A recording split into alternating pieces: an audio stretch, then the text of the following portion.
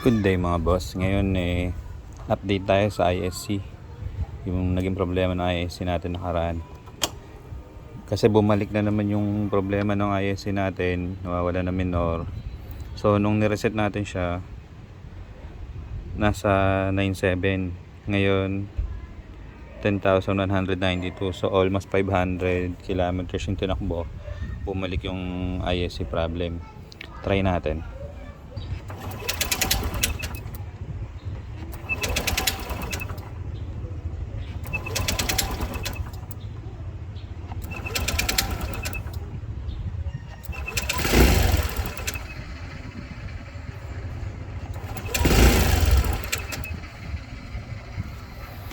So ayaw niya talaga mag-start pag di binibigyan ng gas. Try tayo ng ibang paraan ng pagto-troubleshoot ng ISC. Sa mga napanood natin, tingnan natin kung tatagal din sila. Tatagal natin magagamit.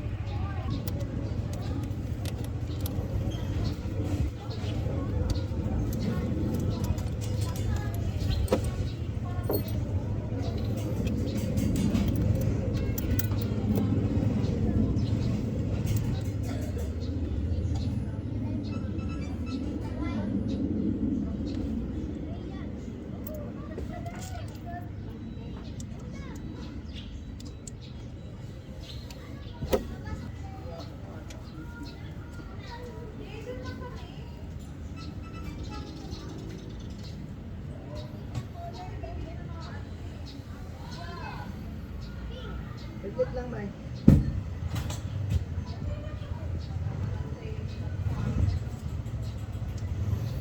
Ayan, try natin i-adjust yung yung spring, tapos balik na natin.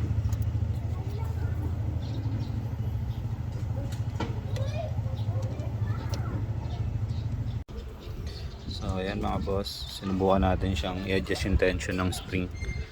Napanood din natin yan sa YouTube Try natin kung uubra siya at kung gaano siya katagal.